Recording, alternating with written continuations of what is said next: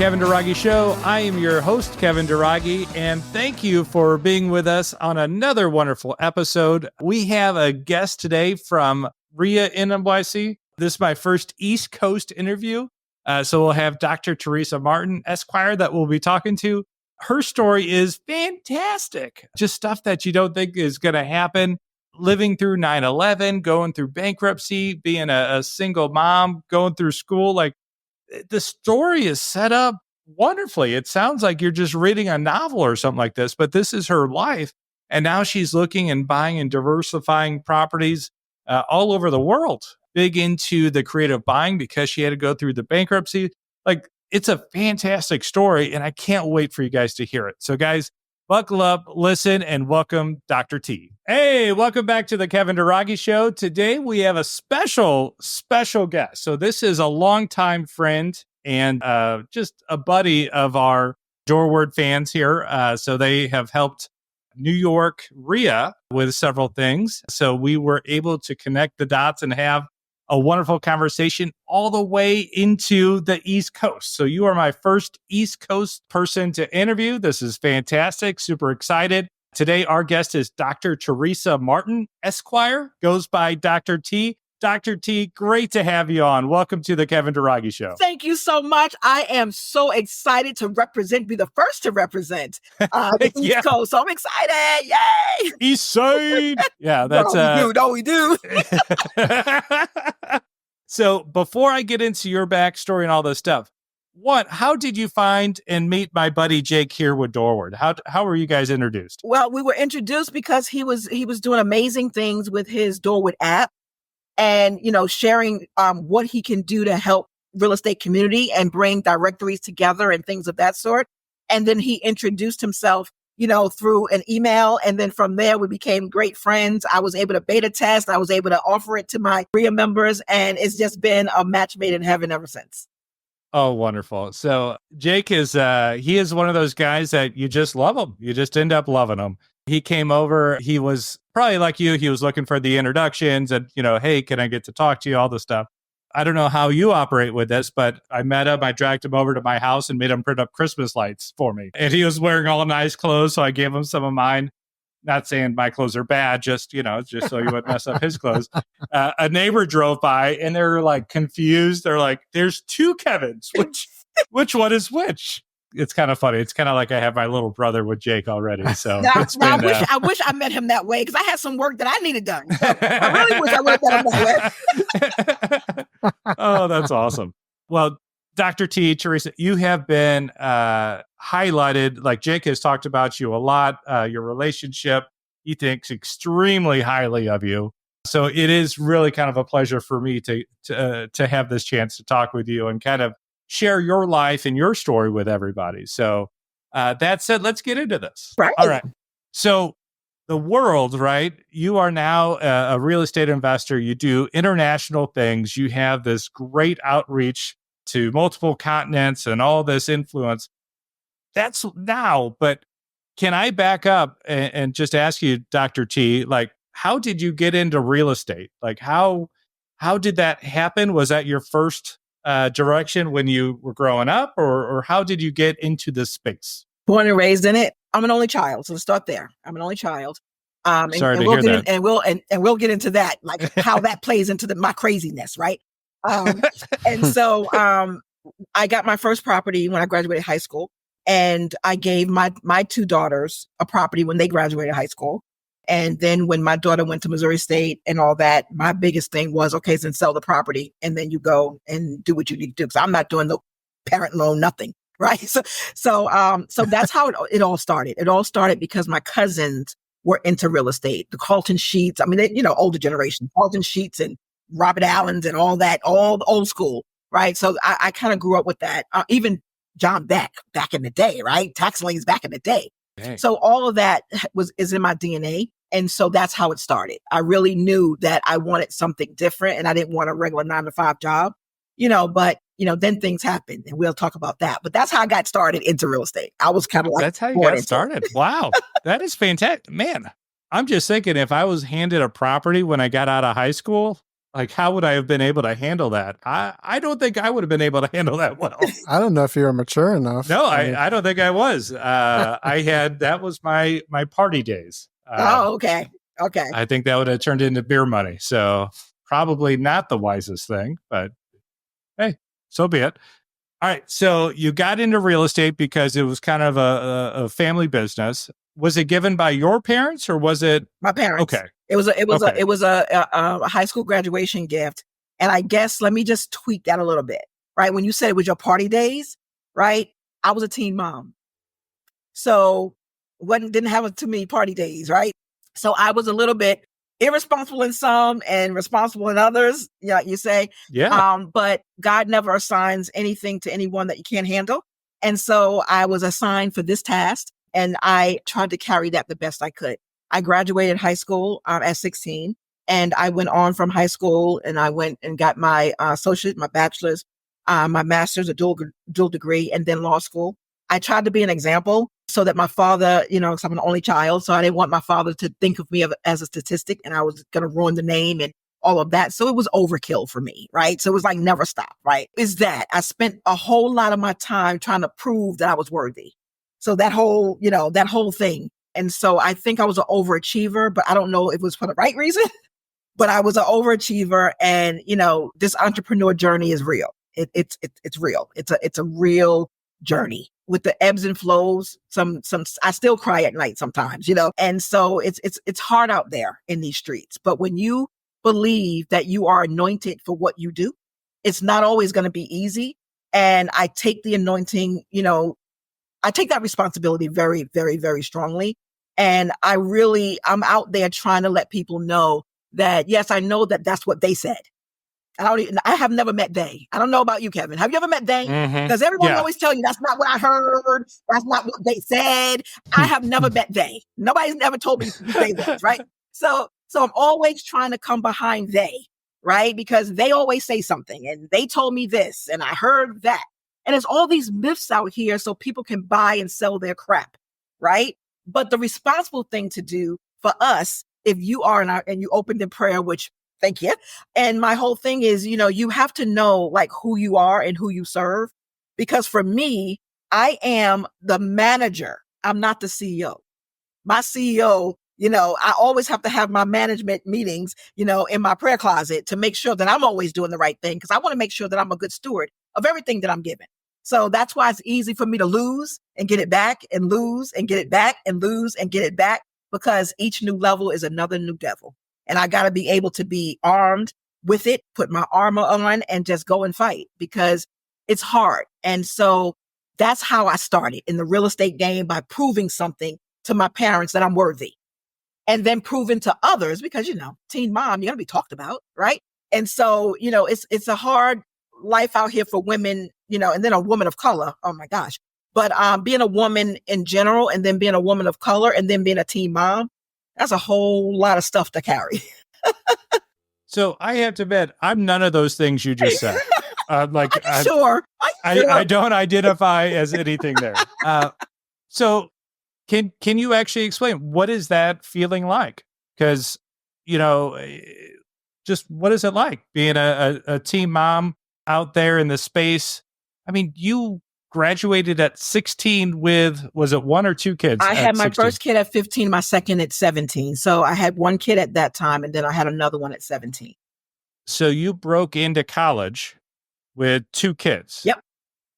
College. Yep. Two kids. And you were young. And I was young. Most people don't start college until they're 18? Right. 18, 19. Yep. So, I mean, okay, you're ahead of the curve.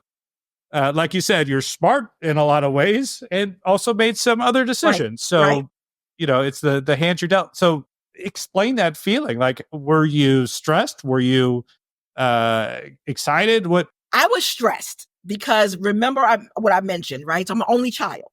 So for my dad, like, he didn't have a boy, right? It was me. So cheerleading wasn't a sport for him, right? So, right. So, he's not coming to the football games to watch me cheer, right? So, it was like, all right, that pressure, right? And so you asked me as far as what does that feel like? Heavy. Felt heavy. Like it always felt like a weight. And it's a weight that I chose. You see what I'm saying? So it's like when you tell people, it's like, well, but that's like you chose that life. Yeah, like nobody forced that on you. So, and I dealt with it the way that I could at 15, 16, 17, right? And I think I did well, but I must circle back to say I had great parents, right? My parents didn't throw me out in the street. My parents didn't, there's some people who won't have the story. So maybe a same situation, but not the same story, right? I have God-fearing parents. My parents loved me no matter what I did. They would chastise me to tell me I was wrong, but they loved on me anyway, right? And so they were there. So my mom was a nurse. My dad was an electrician, okay? So they switched shifts, right? They both were in military. So, it was a whole craziness, but I always remained stagnant with my grandparents. If they had to travel, I stayed with my grandparents. So I never had to travel and do that whole military life thing, right? But the reason I'm bringing that up is because what my parents did was they switched shifts so that I could go to school during the day. Somebody would be home with the kids. And then when, my mom had to go do her evening shift, then, I was able to be home with the kids and things of that sort. But when I got pregnant, they tried to, I had to do home study because I couldn't go to school because I was pregnant. And I didn't stop cheering, by the way. That's we could get into a whole lot of stuff. I did a whole lot of things wrong. Yeah. Okay. My water broke in a split. Okay. But anyway, that's, I kid you not. I kid you not. Hopefully you were at the bottom, not the one being tossed up, I was at right? the bottom. I was always too heavy to be at the top, not top of the pyramid. I was always a base. But, so they were there and I joke about this now, because this is my story. I said, I can run for office. There's nothing you can ever find out about me that I haven't told myself. You understand? There's no secrets in my closet because through my test is my testimony. So I am so transparent that, I want to be out there to let people know that, no, I don't think that anyone should make that choice. But if you make that choice and you are God-fearing and you know that you are called to do the things that you are called, because there's nothing by accident, nothing, right? Everything was preordained, right? He knew I was going to mess up before I messed up, right? So you carry that. And I took that and I took the blows. But what I did with that, every single lesson I learned, I wrote it down. And now my children, I tell them it's not easy and they're going through it now and they see it. And my heart is happy when they say, I don't know how you did it, because now they're parents of their own and they see it's a struggle. And just looking at my grandkids and just looking at my mom, because she's still with me. My dad passed away 2 years ago. And I just say, thank you. Thank you, God, for just blessing me with the parents you blessed me with. Thank you for blessing me with the children you blessed me with. And now thank you for the grandchildren you blessed me with. Now, when my grandchildren are growing up, now they don't get gifts. Like, Jake knows this. I don't give gifts for Christmas and birthdays. They get stocks, right? They get tax liens. Right? Because my thing is, we're not doing depreciating assets. If you want a Weebox or whatever the case may be, you want to buy a Microsoft stock or something. We're not doing this depreciating stuff, right? And so that's how they've always grown up. My kids were in investment clubs at 8. And so it's just the way, we do cash flow gains for kids. Those are things that I wanted them to be around, because if I passed on tomorrow, it's not the legacy of money that I want to leave. I want to leave the legacy of being good. Being a good steward, being financially responsible for the things that you do, right? And so that's pretty much how I was raised and what I'm trying to give back. And so that's kind of like the life things. And that's why I say it's hard, because, people don't pay you like they're supposed to pay you. Then you got to pray about it, pray for them, even though you want to say something else, but you got to kind of love on them. And, maybe they're going through something and maybe they'll pay you next week or whatever the case may be, but we don't get regular paychecks as entrepreneurs, right? And so people think that, asking for a discount or something like that, don't ask me for a discount. That's insulting for me. If I want to give you a discount, let me offer it, right? Because when you don't pay me, I can't pay tithes. Malachi says I can't rob God. So don't put me in a position that I can't do what I'm supposed to do because you don't want to do what you want to do, right? So that's all. It's fun out here, but it's hard out here. So having an entrepreneurship community like you are birthing out there in St. Louis, and, what you guys are doing out there, I'm hoping to just duplicate, just community where we can talk, because you can't talk about your problems down. You can only talk about your problems up and with your peers, right? They don't know the struggles, right? You can talk in a community that's safe, right? That's not going to talk about you and degrade you. And you can't give that whole burden to your clients because you're trying to serve them. They came to you for help. They can't be like listening to your problems. So we need a community that we do that. So these communities that you're doing in your podcast, that you're serving so many people across so many different lifestyles.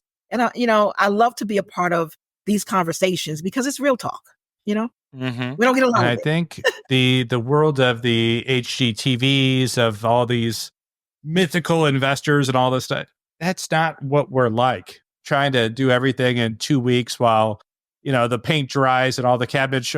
Exactly. I mean, it sounds great, but stuff is on back order. Things take time. Like, Right. you don't want to just bust your contractors just because you can. It's like, This is true. Hopefully you're going to be with me for a lot longer. This is true. It's that relationship Right. that really is the valuable stuff. So let me connect these dots, Okay. right? So you go to school, you go to college, and not just college, then you become a lawyer, all while raising 2 kids, right? 2 daughters. Yep. Single mom, Yep. like Single mom. it's real life. Yep. And you become a lawyer. And then is that real estate, or is there, how do you go from being a lawyer, i.e. Esquire, into Esquire with real estate? Great. Now that's the great question. So always doing the great one. Always doing write that down, Jake. always doing the real estate stuff, right? So that was at that point, that was rentals. Like I was always doing, real estate because, that was the end thing. It was always like, looking at these things, and we were doing blocks in Cleveland. We were doing some stuff. When I say we, I'm talking about investment, my friends and I, but it wasn't until after 9/11 that I really started getting serious about this thing. And the reason why, Kevin, that became like real, because that was a reality check in itself, a gut check.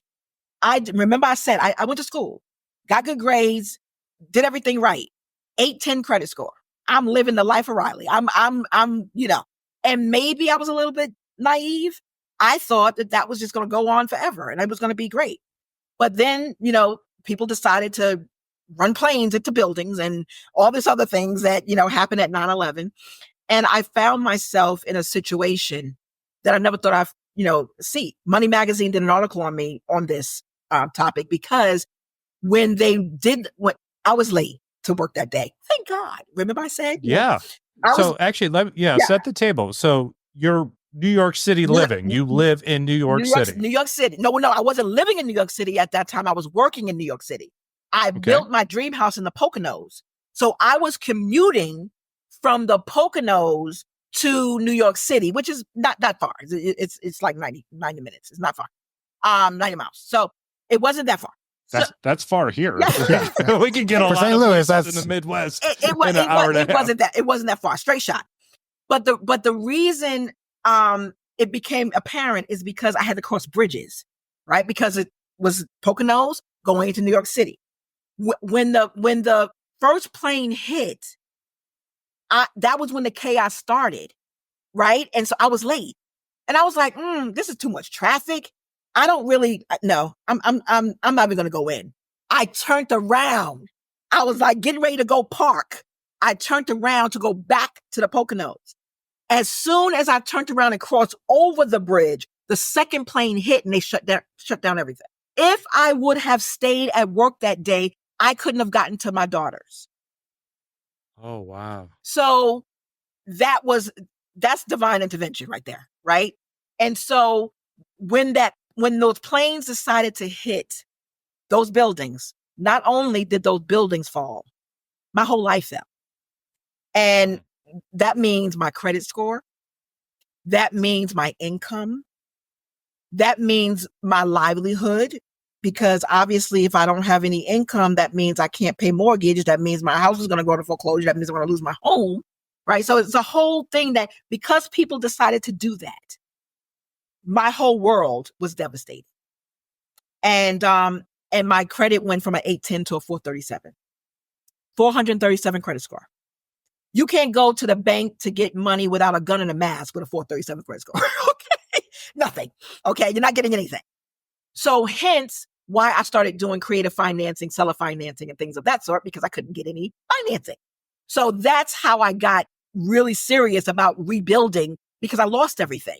Didn't have any jobs because, I did do the volunteer work, doing death certificates for the people who, they couldn't find bodies and stuff like that in 9/11, chaos. So I was one of the ones, helping do death certificates for the families and things so they can claim insurance and all that.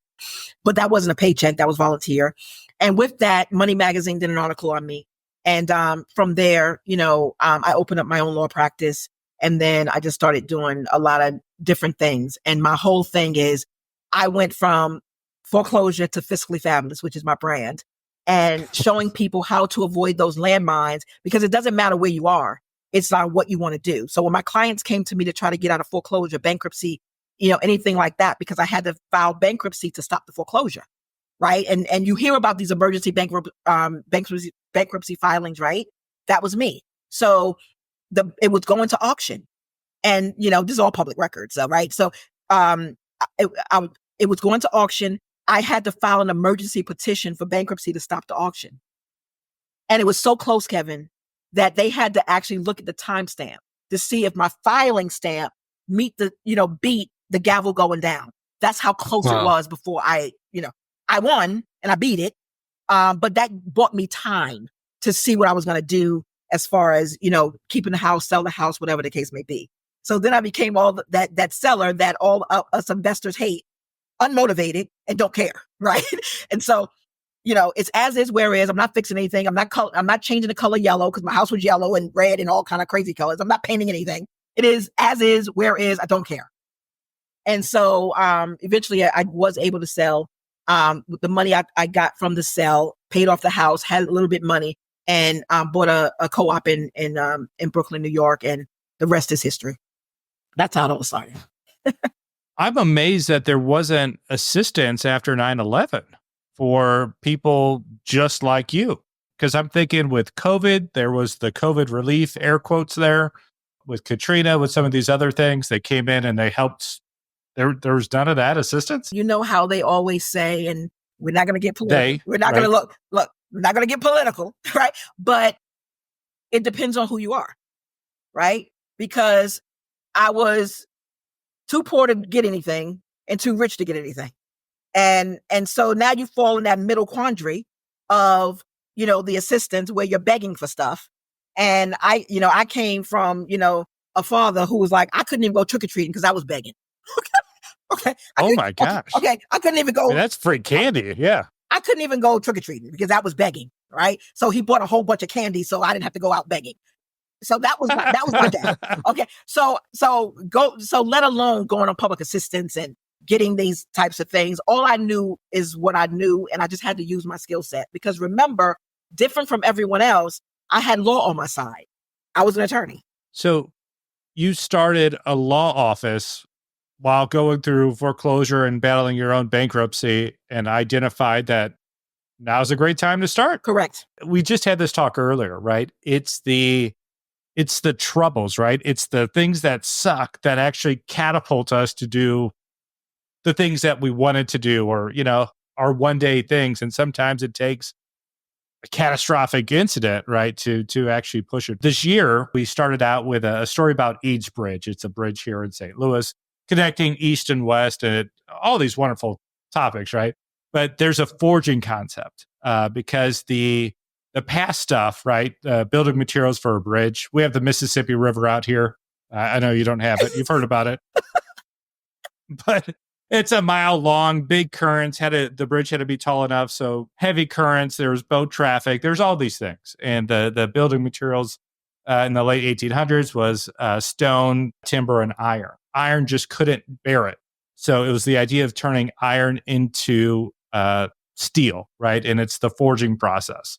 It was the high heat. It was the additives and the getting out the impurities that were able to make that iron into steel that could span it and then therefore connect the East to West.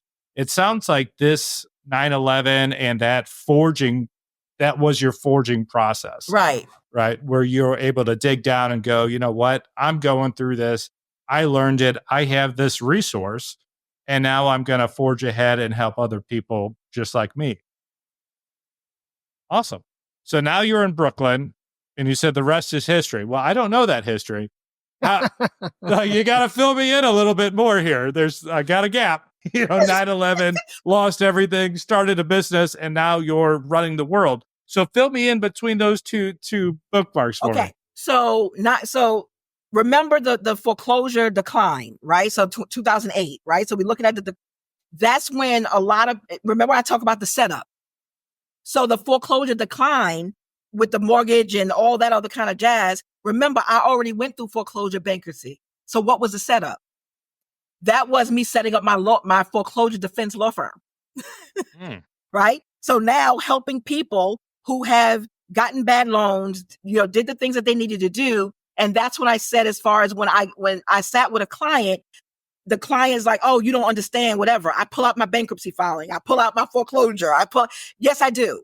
Right. And so this is what I'm telling you to do, not because of theory, not because it's something just that I learned in law school. It's because I walk this walk and I walk this, and I'm telling you, this is what we need to do.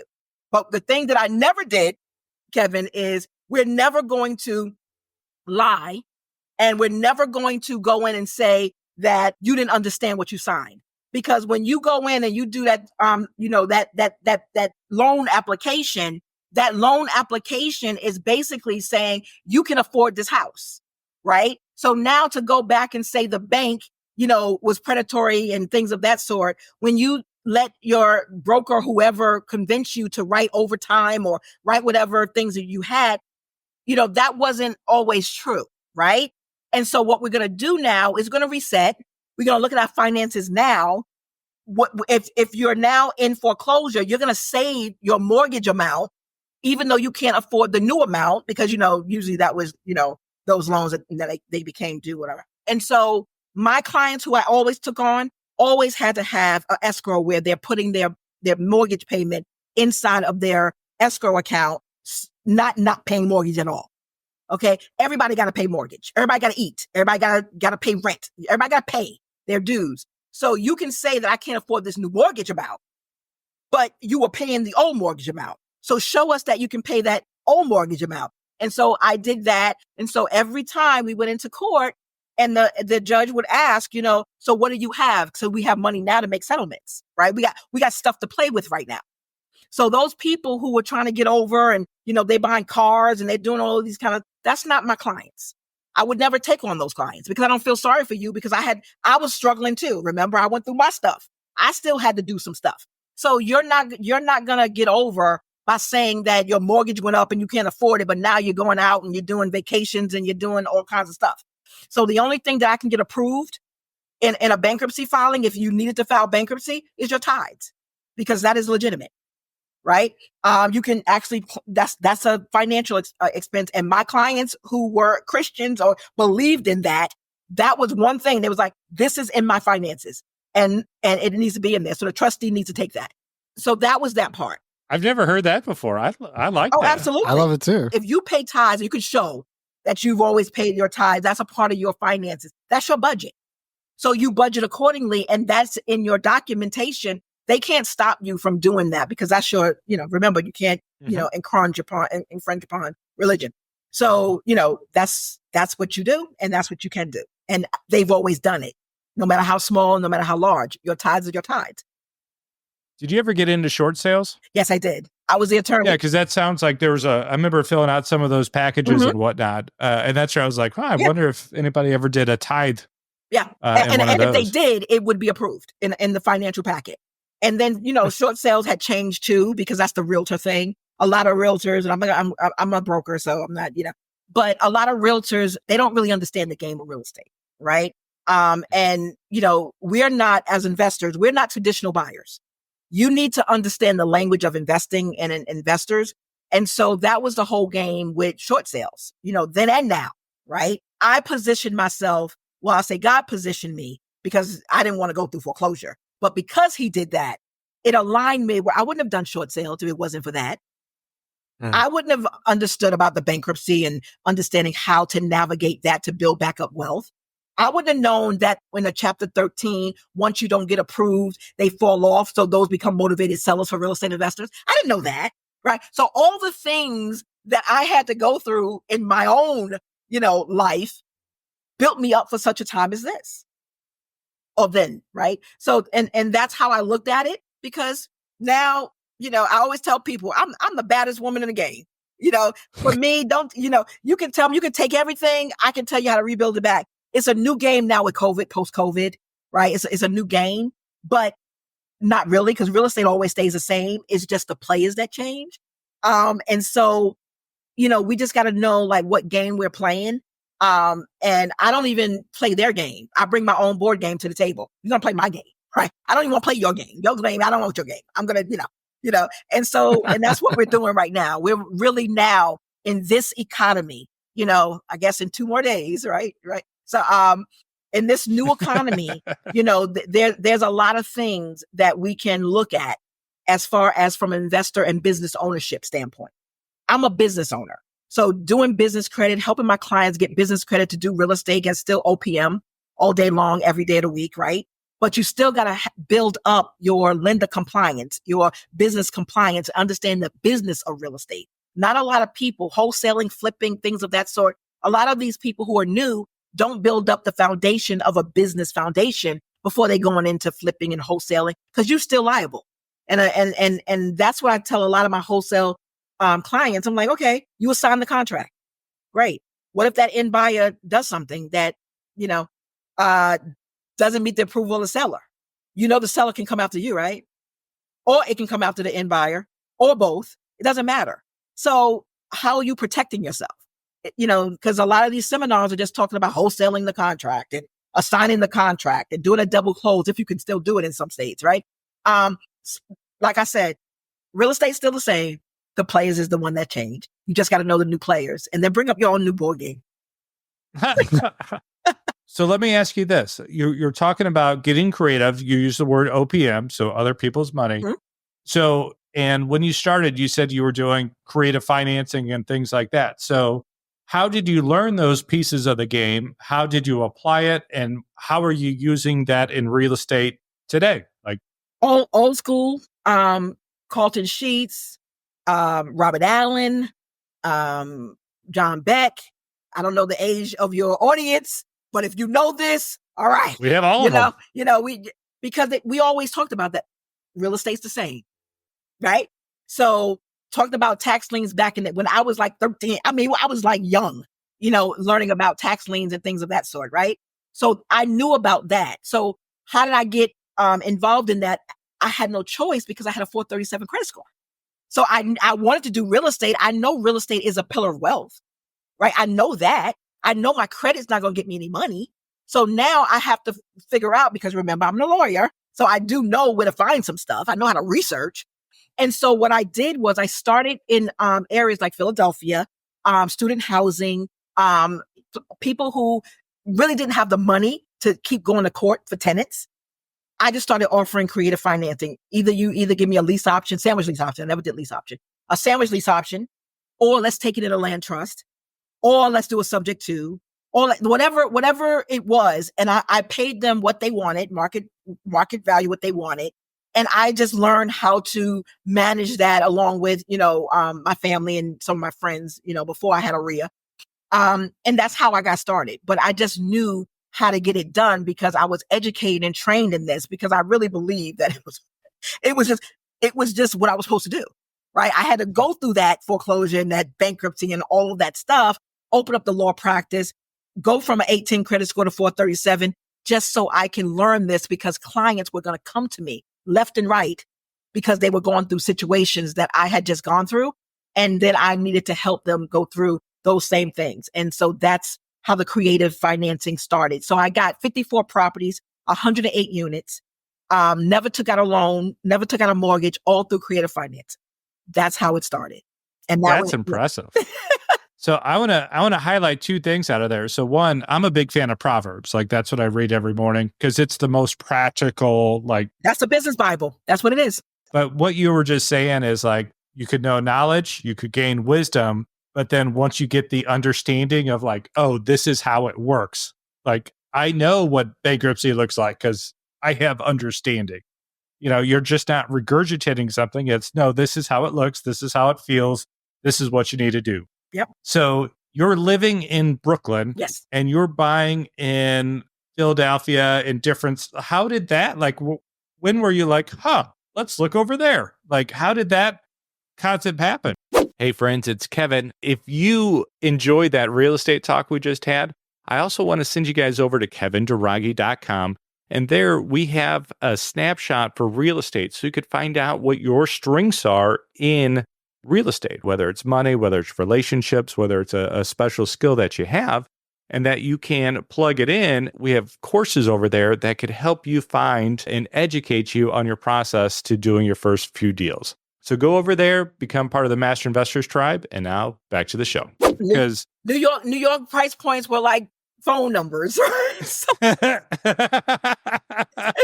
I bet it wasn't by choice, right? It's the same thing in California, right? Before the fires, right? It was like, you just can't, right? So I was upstate. So I was able to buy in Rochester, right? So that was New York.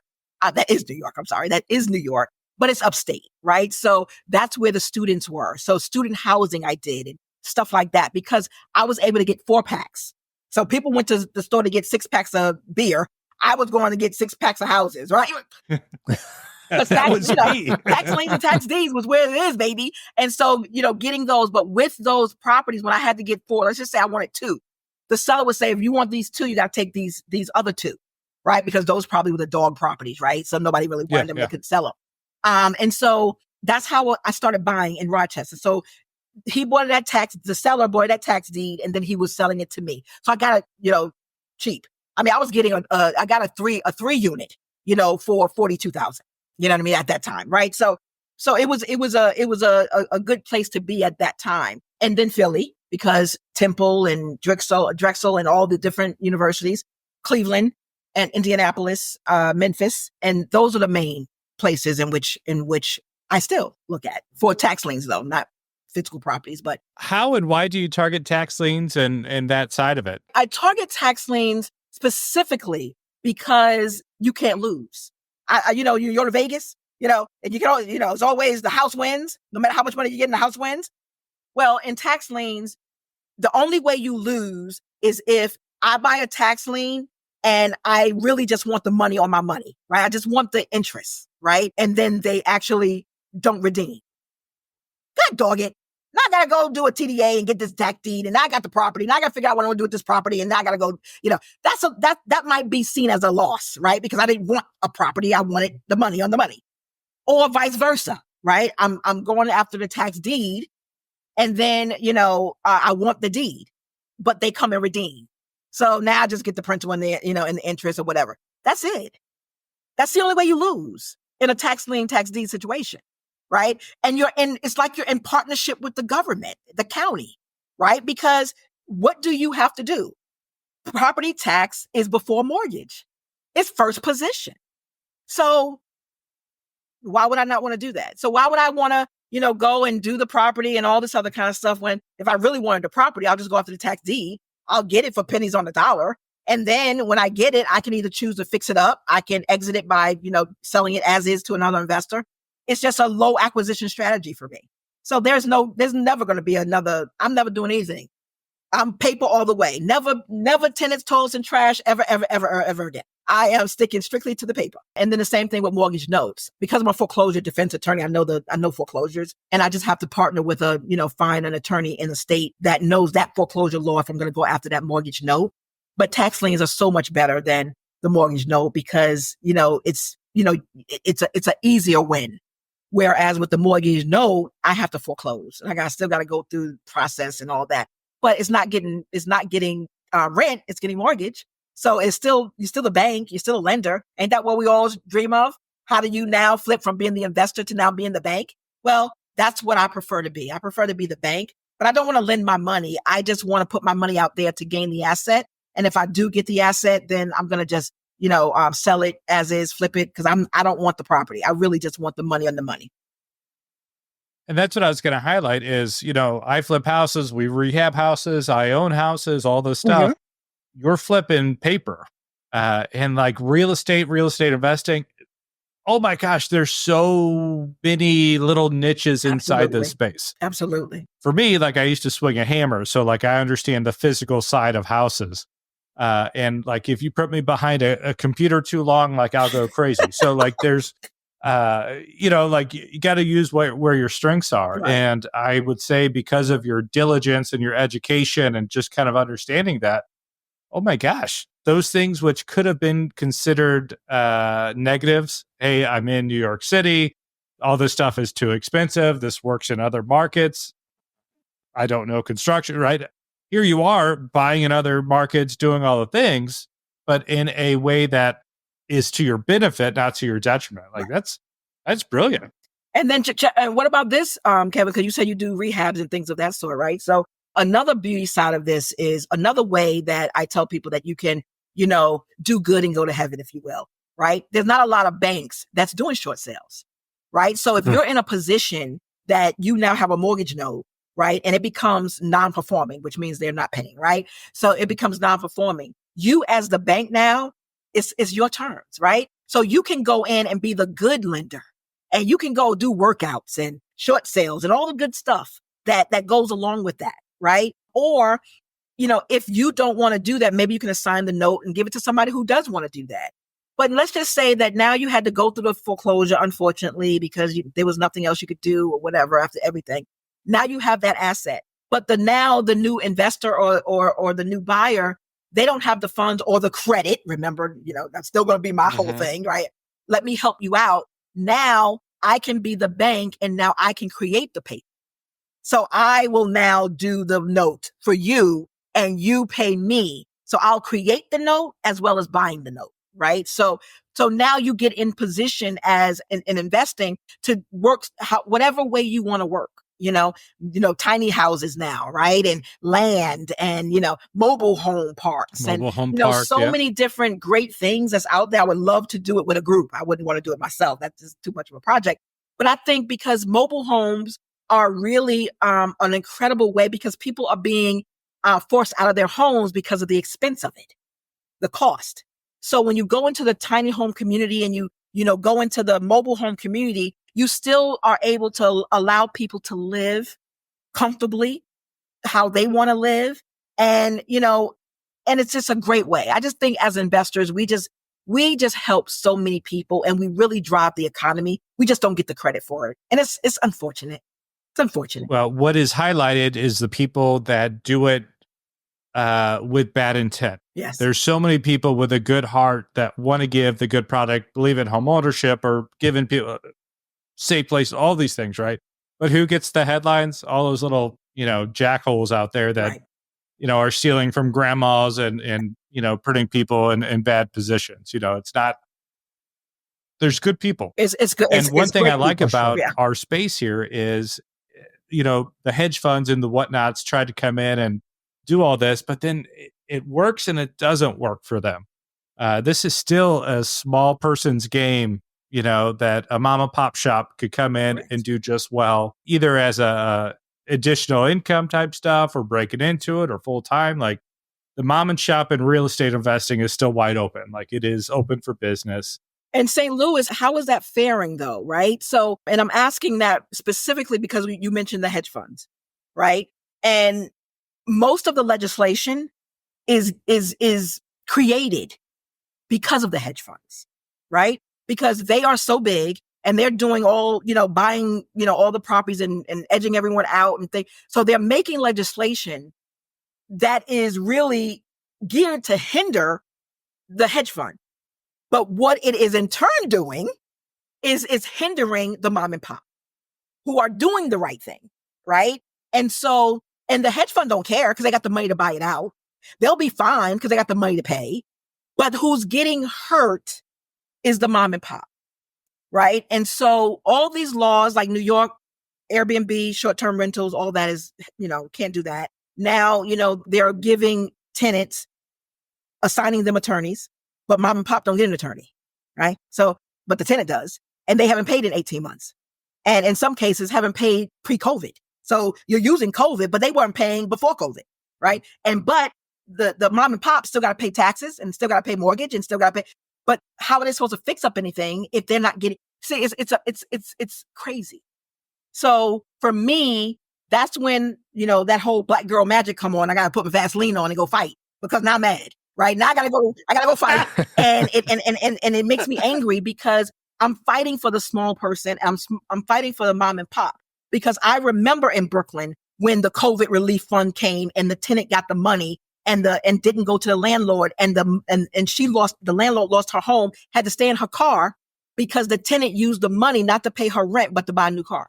So I remember that. So I remember these stories that's going on. So when you tell me, about mom and pop, my heartstrings go because that's who I'm fighting for. Right. I'm fighting for that. So I'm going to write to Congress. So I go to the Hill. I'm the one who I go. I'm not the one who just talk.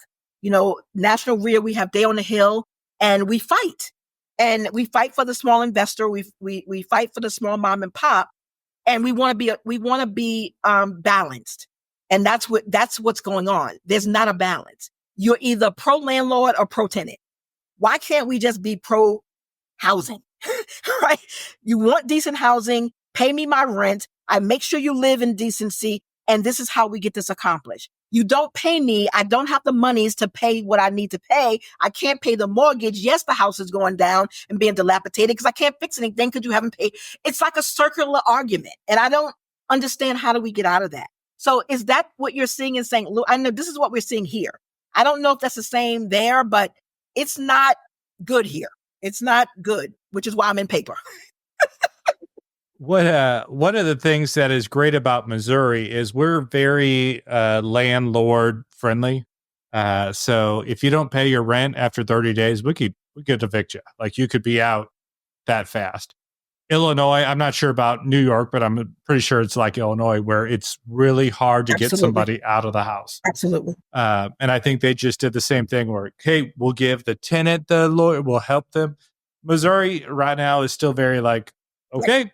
You're out, you didn't pay. And that's one of the reasons why some of these outside people come to a place in the Midwest like St. Louis. I don't know about Memphis, but I do know about Missouri that we're kind of, it's why other people flock to our area. So people like Flip Systems or Bigger Pockets or some of these other people have individuals just like you or people in California with some extra money or whatever it is. They'll buy houses in St. Louis and we're okay helping those people find, fix, and manage houses out of state because everybody should have investments, right?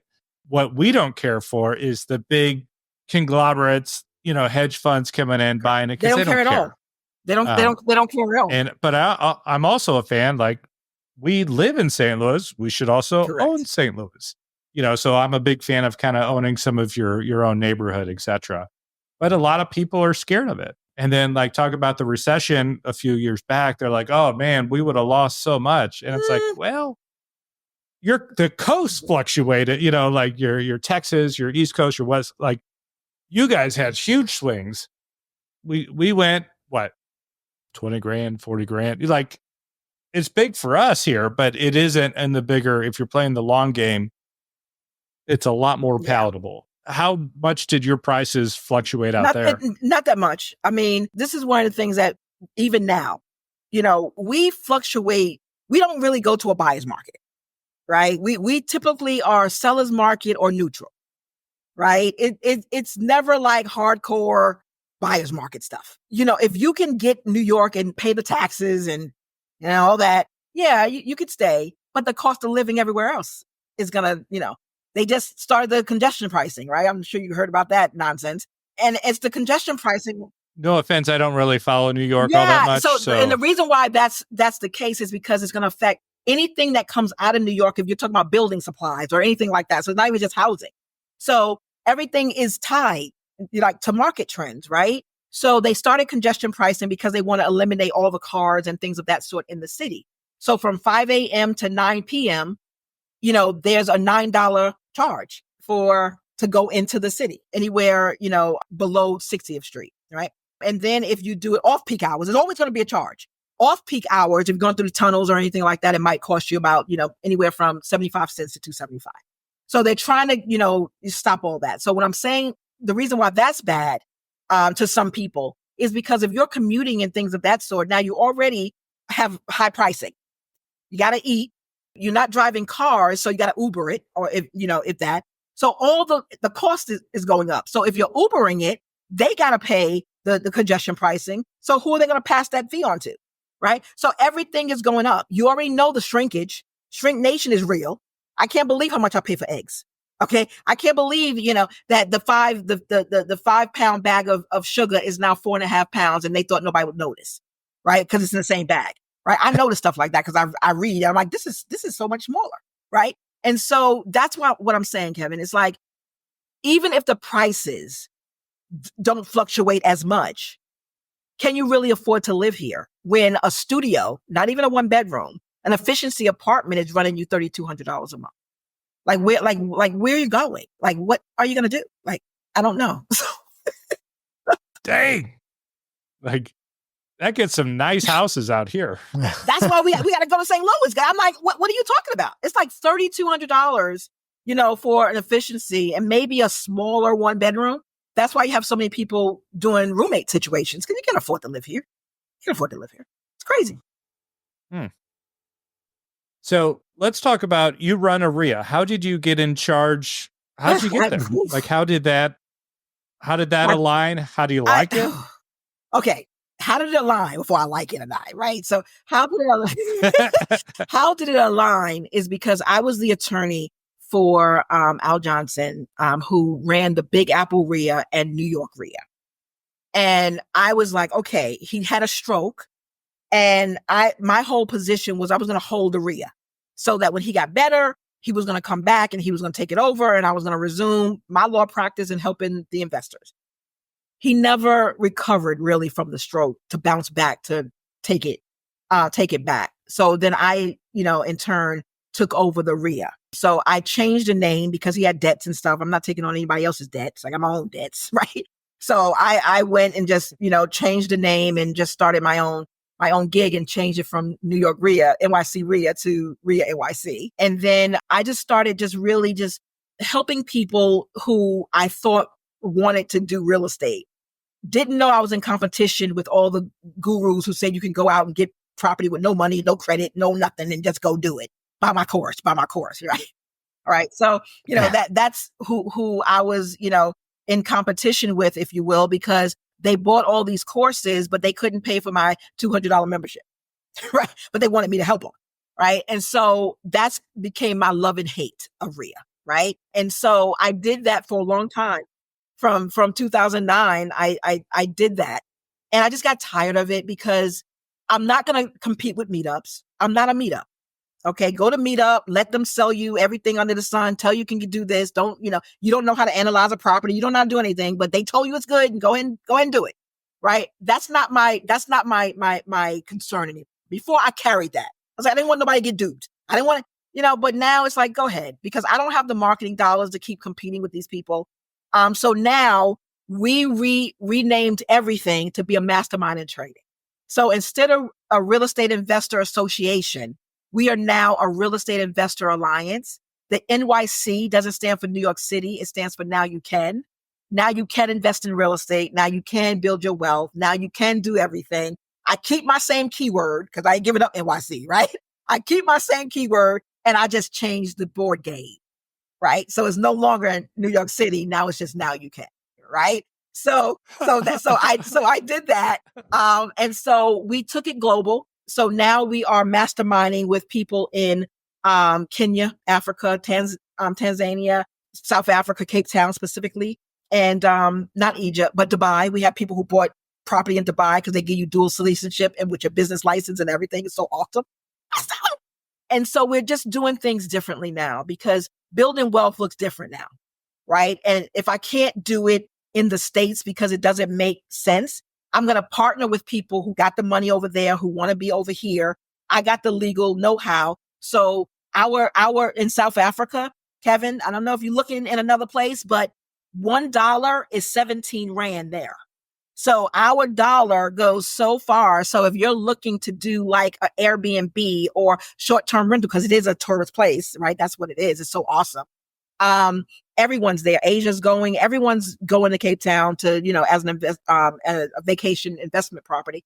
And so you can really do a bang for your buck there. And so that's what we're looking at. And when you're looking at economies of scale, that's what we're actually looking at. So that's where the RIA is now. So we are RIA NYC, but now you can just build wealth and wherever that is, right? So that can be, in another continent. It can be in another country. It can be here on U.S. soil, but we're going to do it on our terms, right? It's going to make sense because once it makes sense, it can make dollars.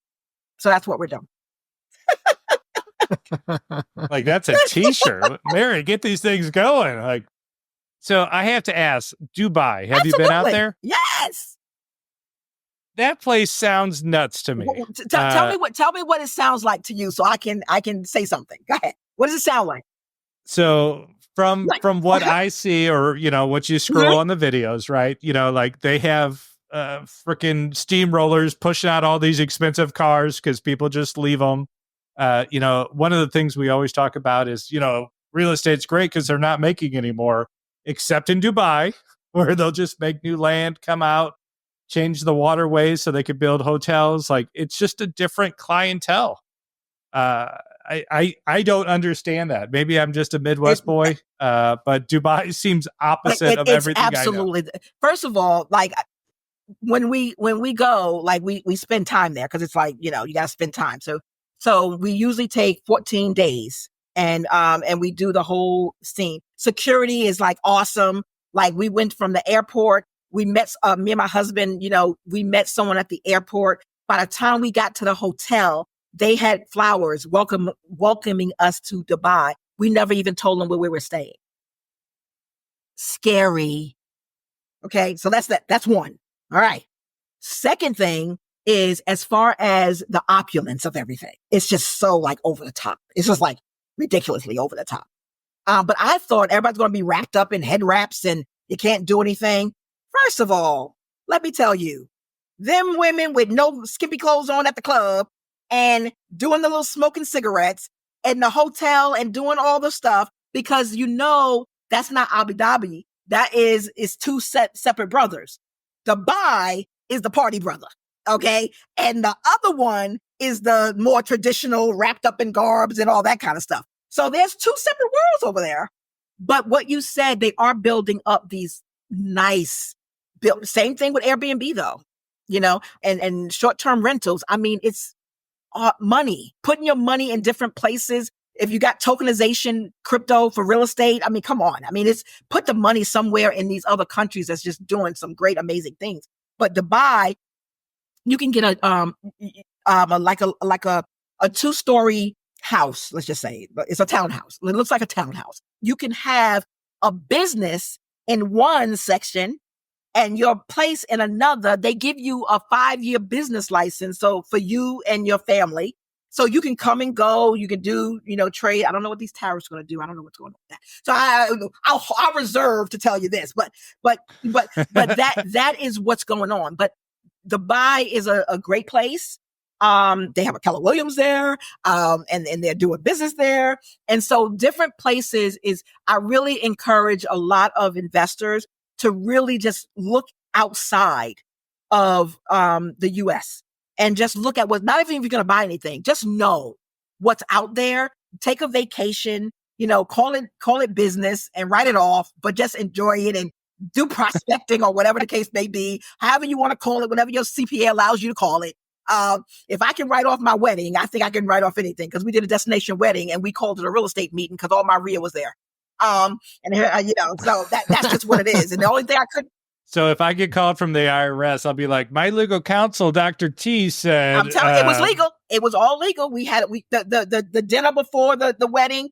That was the whole dinner. Everybody signed their name. We did a presentation. We were in real estate. The only thing I couldn't write off was my wedding dress because my CPA said I couldn't call it a costume party, but I tried. I tried. So that was the only thing I couldn't do. But other than that, everything was Oh, that's awesome. Creative. I mean, I'm totally missing out. Like Now I should have. I think the listeners have a better idea what it means to bring your own board This game. is what I'm saying. This is what I'm saying. But but we did do real estate. So I'm joking about it. But the whole where are you going to ever travel that's not real estate? You land on real estate. You're doing the hotel is real estate. Everything is real estate. That's why real estate is a center, just like credit, of all business. It's real estate. So you got to be in it. And so there's going to be very few opportunities that we're going to go somewhere and it doesn't involve real estate. So you might as well just get a cut. That's why, like, when I talk to people, it's like, hey, if you're in or around real estate, like, if you're around it, is everything else. Like, it's kind of the principal thing there. Awesome.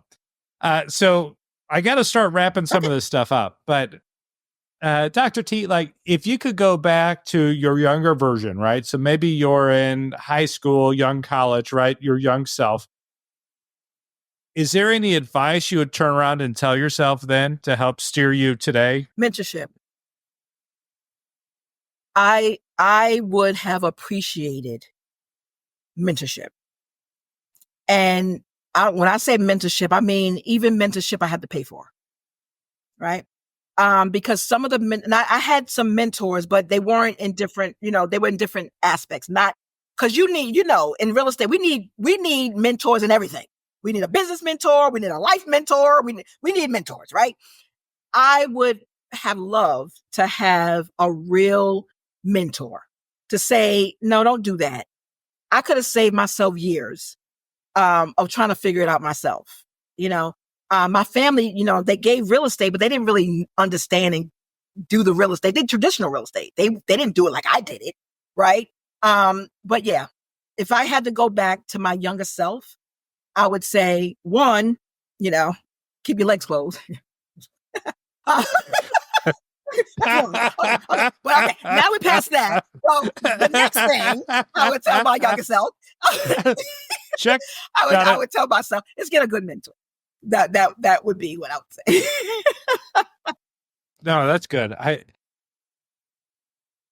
Now in some of, like, I'm thinking of some of my early mentors, right? So one taught me how to be a business owner, how to be a father, how to do all these things, right? But then obviously watching a mentor, you pick up all the other pieces too, like how they are always working, how they answer the phone, how they do, a look, or, you pick up all these little, whether cognitively or not, you're picking these things up. Did you notice that with any of your mentors? Absolutely. Let me tell you, one of the things that we don't pay attention to, and I don't know how much homeless you have in St. Louis, but a mentor is a mentor. And you can use a homeless person as a mentor, because the one thing that you can ask that homeless person is, how did you get homeless? Yeah. And don't do that. What did you do? And don't do that. Right? Nope. Yeah. So yes, by watching and asking, and it's not even just formal, right? Some people are your mentors that they probably don't even know they're your mentors, that you were watching, right? So yes, watching how to answer the phone. But the one thing mentor I would say is a finance mentor. Right? Because the mentor, the business mentor is not necessarily a finance mentor, because I don't know how they finance their business. Right? I don't know. I didn't know about business credit until I started going through it. Now there's nothing, they come to me and I'm like, look, I'm going to help you finance this. I'm going to help you finance this. I'm going to help you be your own bank to finance that. Right? But I didn't know that then. But taking a little glimpse on running out of money and not being able to get approved for money, you had to look for where that alternative resources are. Right? So alternative financing, I would have loved people to tell me, how to go about finding money, before this whole thing became a big hot mess. I probably didn't have to go down as many times as I did if I would have had a finance mentor, right? Somebody talked to me about money. They told me about credit, but not necessarily getting business credit or financing. But even with that, gosh, there's so many layers to it. And if somebody would have just given you all that up front, I don't know if it would have been. Because you remember, like, they always say that, knowledge is wasted on the youth, right? So it's like, because we got the experience now. So now we can go back with the experience we had and the knowledge we knew then, because we knew everything when we were younger. But we got the experience now. We can like, okay, look, This is what you need to do. Now I can take it in, because some of the stuff people told me to do, honestly, I didn't do it. And if I would have done it, it probably would have saved me some time, energy, and some steps. But life is the best lesson, and you can't go back because it was for such a time as this. And all you can do is impart that wisdom to all those who would listen. That's all you can do right now. Find your tribe. It's funny, when I was 18, I knew everything. Like, I just knew it all. And then now I'm in my 40s and it's like, I don't nearly know quite as much. I go back to my kids. I have 3 boys. I'm like, hey, blah, blah, blah. And they're like, oh, we know, Dad. It's like, and I don't think one you thing do. Jake will tell you that I always say is because, I believe in assignments. And so I believe that my tribe, they're my sheep, right? My tribe will always know my voice. And if you're offended that what I'm saying to you is offending you and you're offended, then I'm offended that you're offended, because all I'm doing is imparting things, that I believe will help you. But if you're offended, that means you're not my tribe. And it's okay. It's okay, because you're not assigned to me, right? So I only want to take on the responsibility of my assignment. And for all those people who, don't like what I say, I talk too real, or whatever the case may be, you're not my tribe. And it's okay. It's a big world out here, and we all are called for our assigned tribe. And so I'm just out here. If you're assigned to me, I'll know it, right? You'll listen. You're coachable. And if you're not, then you can find, your shepherd. I'm not she or he. I'm good. I'm Dr. T. And that's like, just with what we're doing here, like showing the real life behind this stuff. It's like some people just want to see those big checks, the fancy cars, the house, like, look at all this. It's like, okay, like we could do that, but that's not all real. A lot of that stuff is just showsmanship. Is that before the tax man cometh? Or is that before the expenses? With that, what is it? Is that net? Or is that, what's that? Right? So asking those kind of questions, because I've seen, $100,000 check, if you're at a 20% profit margin, is what? 64,000. What are we talking about here? Right? You didn't really have to go into business to get $64,000. You could have stayed at a job. Right? So what we're really saying? So my whole thing is revenue, right? Revenue feeds your ego, but profits feed your family. I'm a profit acceleration strategist. I focus on profits. So they call me the real estate prophet because I want you to profit. So my whole thing is, I always tell my ladies, you know what I mean? Y'all man ain't a plan, and you want to focus on no profits. And that's what we're going to be doing up in here. So that's the whole thing. Interesting. Oh, that's fun. All right. So Dr. T, we have people who listen to us like all over the world, right? Just like your tribe here.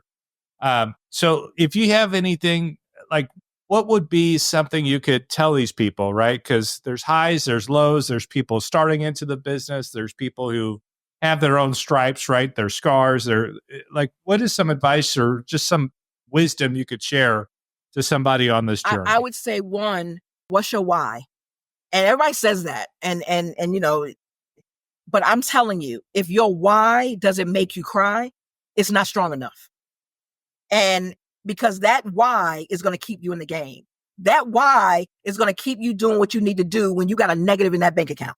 Okay. It's going to keep you doing the thing that you believe you are passionate about doing, because we want you to monetize that passion.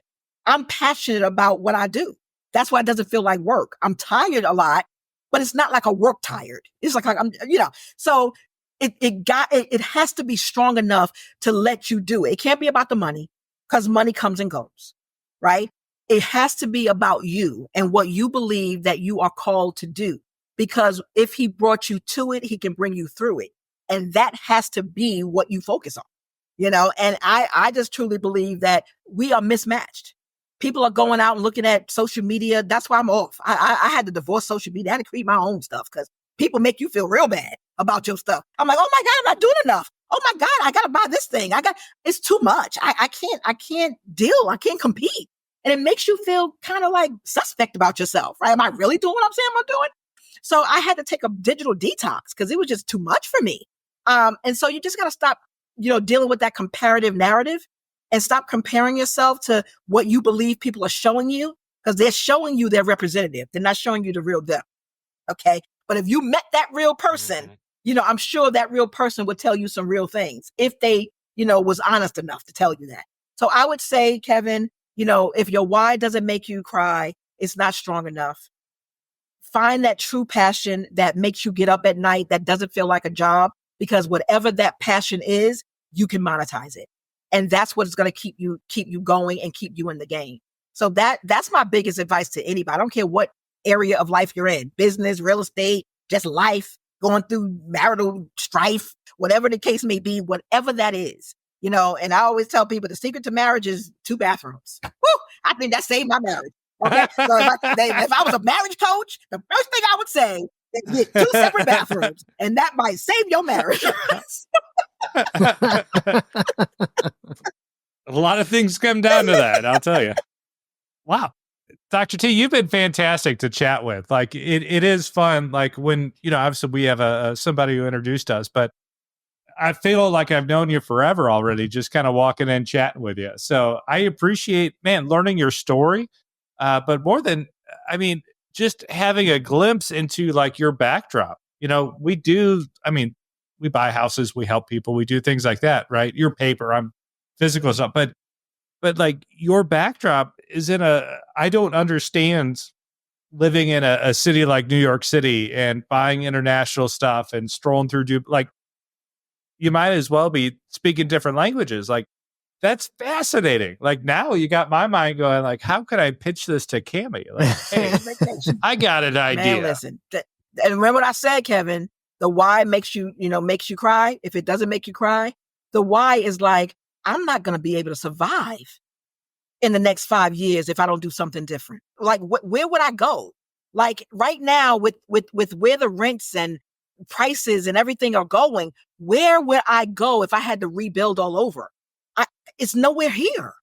That's the only reason why I started looking international. It wasn't because it was like an epiphany.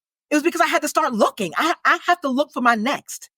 Right. And so that's what it was. Now I'm never leaving the States. I love US. Now I can say a whole lot of stuff, but I'm not going anywhere, but I need an escape plan.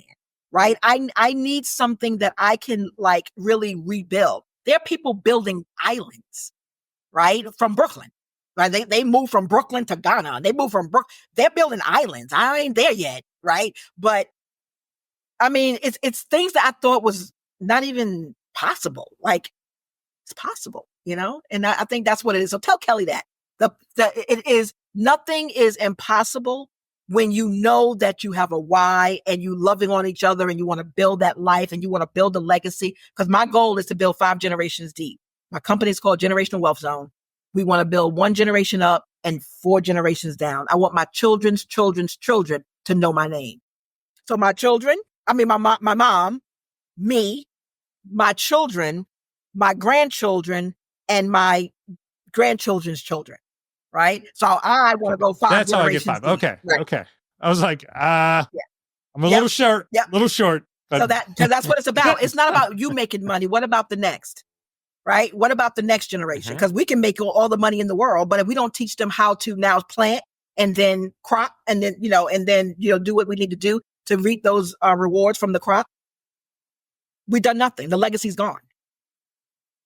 So I love that you're using the word legacy. Like that's part of the coaching. That's part of the relationships, what I talk about. But it's like, I talk about the fingerprints of, leadership or legacy. And it's like, okay, my coaches or my parents like leading to me. And then me, I help these people and those people turn around and help those people. And it's one of those like, wow, that's so cool. Like that legacy of leadership, of that training. It's a way that kind of that gets to live forever.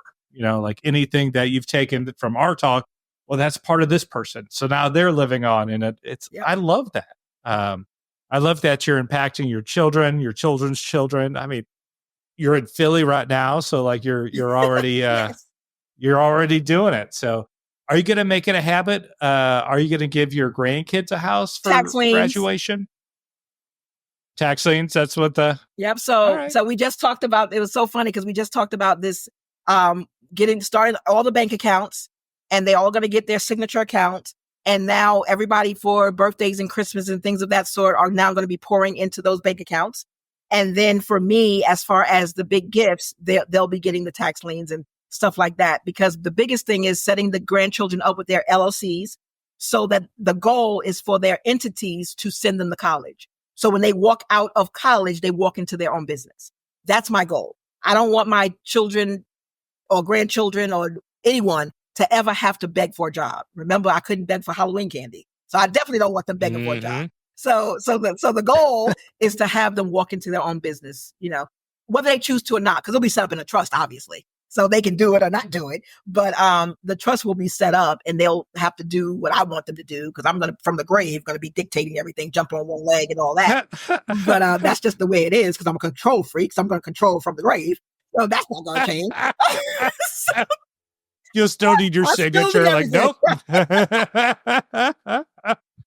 That's awesome.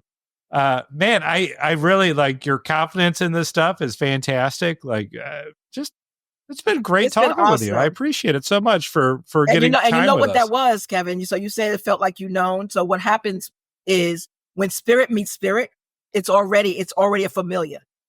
So so when you feel that, that's what it feels like, because our spirits know each other. We physically just met each other, but spirit to spirit, that's why I feel so familiar. I just wanted to just let you in on that secret, because I feel the same. I'll take it. So. Accepted. Accepted. So wonderful. Man, there's so much more we could talk about, but I'm like, I'm looking at our little timer here. I'm like, I don't know what to cut out of this. We'll do part 2 another time. Oh, part 2. We haven't done a part 2 yet, but we'll have to start.